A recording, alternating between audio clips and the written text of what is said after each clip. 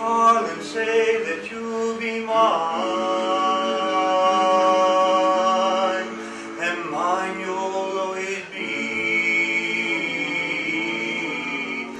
World War II. It was a time in America's past that changed everything. An era where real-life Captain Americas were born. When Rosie the Riveter beckoned millions of women into the workforce, and the mighty Liberty ships dominated the seas. She cost the taxpayers about $1.7 million in 1942 bucks, and she carried 10,840 tons of cargo. So if she got to Europe with one load, she'd paid for herself. And if she lasted 5 years, oh my, what a blessing that was.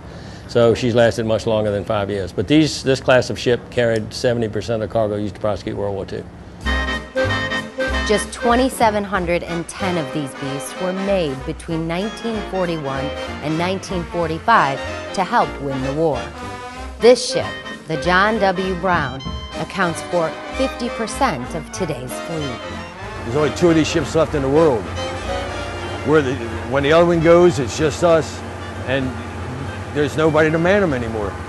Named after a labor leader, the John W. Brown is in the hearts of IAM members and veterans around the globe, a symbol of American industrial strength and fortitude. It's become a sailing memorial of gratitude for the men and women of World War II.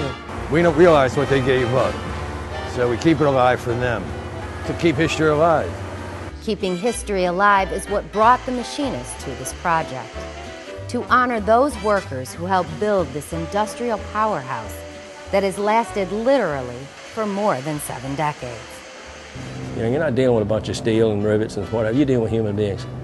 And today, in 2015, you can actually take a step back in time on the John W. Brown and meet some of those people face to face, to learn how this ship operated and see what life was like on board during and after the war. It's not udder what? You place the bucket under the cow's udder. Look at it, it's got to be under the cow's udder or something. It can't be under the cow's udder, nothing. The machinists are proud to be part of this living history through donations that keep the John W. Brown afloat. In fact, recently the IAM gave a matching donation which allowed her to be dry docked for another year. Because like those who donate their time, I'm a volunteer and I get paid just as much as the captain. We all get paid $0, but we do it for the love and the heart we have for the ship. the machinists do it for the love of the ship and to keep her memories alive.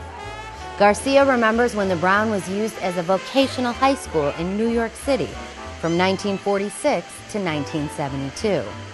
He's a class of '64 graduate. We came here as 16, 17-year-old kids, and we had to behave like men because of the different frailties on the ship. So we grew up being part of this ship. And half a century later, he and the rest of the crew are passing on those skills to the next generation. I work in the engine room. I'm an apprentice fireman, water tender, and oiler. I work in the machine shop as a, amateur machinist. And I do a lot of welding on board that needs to be done. All that, and he's just 17 years old. But Evan knew after visiting the Brown 8 years ago with his Boy Scout troop that this is where he wanted to be. I just like it. The older gentlemen on the ship, I can't find a teacher like them. And they're like my uncles. You know, this ship is a family. Lovingly referred to by all as the Minion, Evan seems to know every nook and cranny of this ship. Puts water in the boiler. He plans to use that knowledge as a springboard for a life on the seas.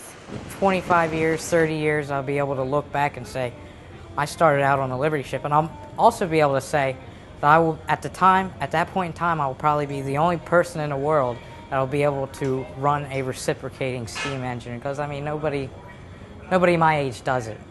Passed down is the most important because part of our mission is teaching. And the kids today are, I don't want to say preoccupied, but they're certainly not too interested in history. And the reality, the brutal reality, is that every man, woman, and child born subsequent to the successful prosecution of World War II by the Allies is affected by its outcome. The men who volunteer their time and expertise on the John W. Brown refer to the ship as the machinists do, as an icon to American shipbuilding, something to be preserved and remembered. It's hallowed ground. It really is. It's what we do for the older guys, the guys that actually sailed these.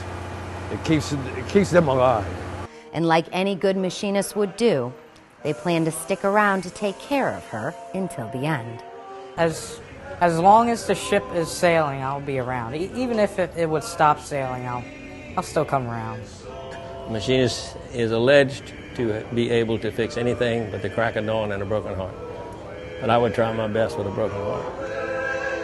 For the Machinist News Network, I'm Deirdre Knievsky.